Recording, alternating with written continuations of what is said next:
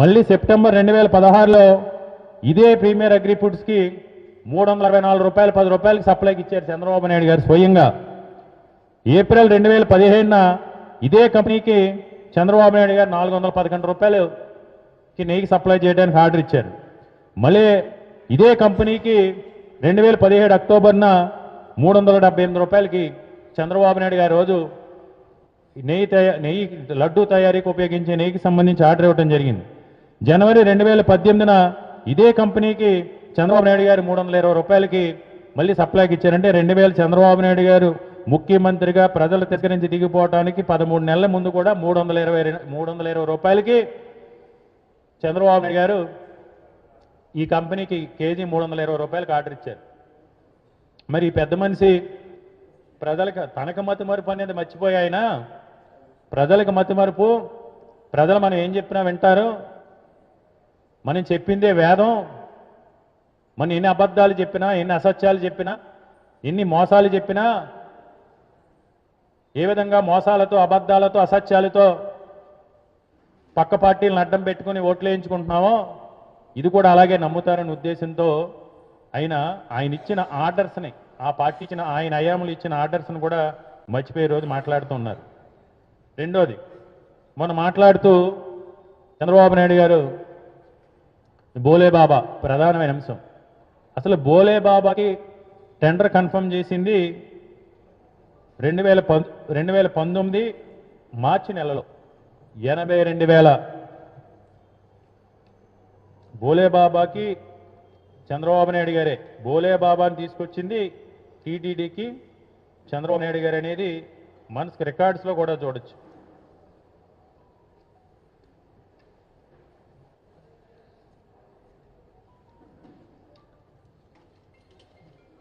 మార్చి 6, 2019న చంద్రబాబు నాయుడు గారి ప్రభుత్వం చంద్రబాబు నాయుడు గారి ముఖ్యమంత్రిగా ఉన్నప్పుడు 82 కేజీల నెయ్యిని టిన్నుల ద్వారా సప్లై చేయడానికి టెండర్ ఇచ్చారు. టిన్నుల ద్వారా.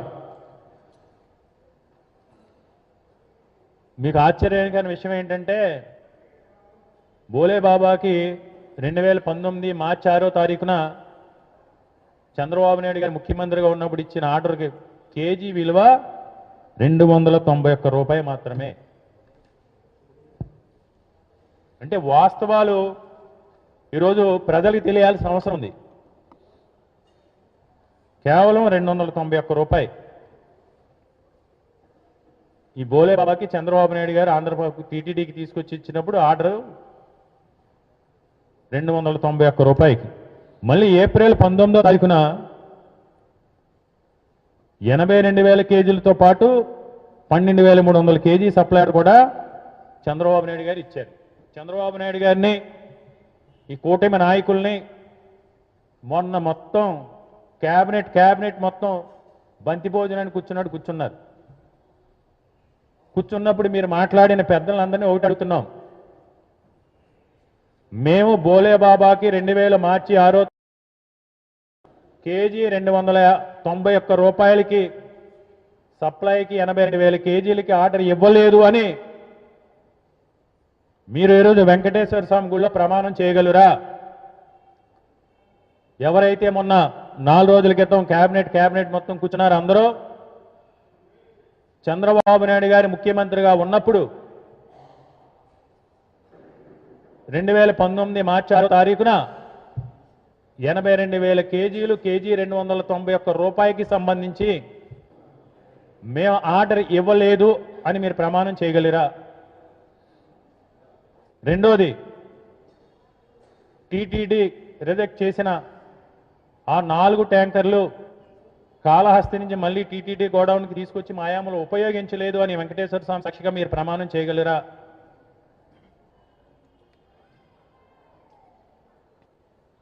మూడో అంశం 2015లో అప్పుడు టీటీడీకి నెయ్యి సప్లై చేస్తున్న నందిని డైరీకి సంబంధించి ఆ నెయ్యి పేరుతో విజయవాడలో డూప్లికేట్ నెయ్యి తయారు చేసి మీ హయాంలో 12 ట్యాంకర్లని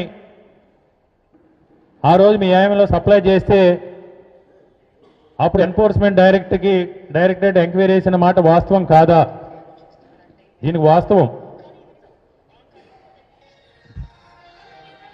అప్పుడు ఒక ప్రముఖ ఛానల్లో జరిగిన చర్చ.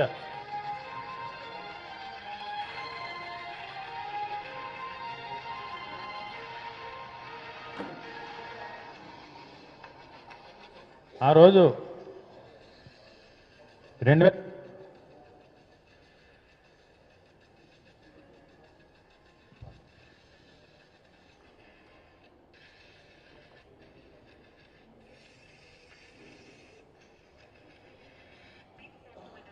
బెజవాడ నుంచి వచ్చి నకిలీ నెయ్యితో తయారు చేస్తున్నారు. ఇటీవల బెజవాడలో భారీగా నకిలీ ఆవు నెయ్యి తయారీ రాకెట్ కొట్టినట్టయింది. బెజవాడ అడవి నెక్కలంలో నందిని పేరుతో తయారయ్యే ఆ నకిలీ నెయ్యిని శ్రీవారి ప్రసాదంలో వినియోగిస్తున్నారు. కర్ణాటకకు చెందిన అసలు నందిని బ్రాండ్ కు బదులు బెజవాడ నుంచి ఫేక్ బ్రాండ్ నెయ్యి రోజుకు 2 ట్యాంకుల వరకు సరఫరా అవుతున్నట్లు పోలీసులు గుర్తించారు. నెయ్యితో తయారు చేస్తున్నారంటే మీరు నమ్ముతారా? ఇది 2015లో చంద్రబాబు నాయుడు గారు ముఖ్యమంత్రిగా ఉన్నప్పుడు జరిగిన ఘటన. అతి పవిత్రంగా భావించే తిరుమల లడ్డులను నకిలీ నెయ్యితో తయారు చేస్తున్నారంటే మీరు నమ్ముతారా? కానీ ఇది నిజం.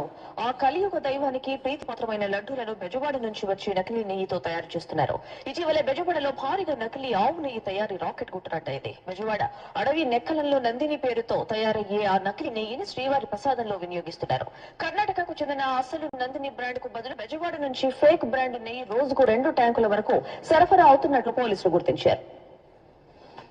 ఇది మీకు అధికారం ఉంది, అబద్ధాలని నిజాల్ని అబద్ధం చేసే శక్తి సామర్థ్యాలు ఉన్నాయి కదా అని గతాన్ని మరిచి చేతకాక ఒక దద్దమ్మ పాలనతో, ఒక అసమర్థ పాలనతో ఎన్నికలకు ముందు ప్రజలకిచ్చిన హామీలన్నీ కూడా విస్మరించి హామీలు అమలు చేయలేక సంపద సృష్టించలేక ఈ విధంగా దుర్మార్గంగా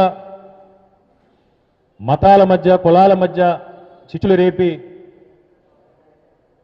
వైషమ్యాలు సృష్టించి ఈరోజు దేవుణ్ణి కూడా మీ రాజకీయాలకు వాడుకుంటాన్ని ఎంత దుర్మార్గం అని చంద్రబాబు నాయుడు గారిని ప్రశ్నిస్తూ ఉన్నాం. మీడియా మిత్రుల ద్వారా రాష్ట్ర ప్రజలందరినీ కూడా మేము ఒకటే విజ్ఞప్తి చేస్తున్నాం. ఈ లడ్డూకి సంబంధించి తెలుగుదేశం నాయకులు కానీ తెలుగుదేశం అనుకూల మీడియా కానీ చేస్తున్న ప్రకటన కానీ పత్రికల్లో వస్తున్న కథనాలు కానీ వారు ఆరోపిస్తున్న ఆరోపణలు కానీ 100% కూడా వారు చేస్తున్న ఆరోపణలు అవాస్తవం. నిజంగా తప్పు జరిగితే కేంద్రంలో మీరు అధికారంలో ఉన్నారు, రాష్ట్రంలో మీరు అధికారంలో ఉన్నారు.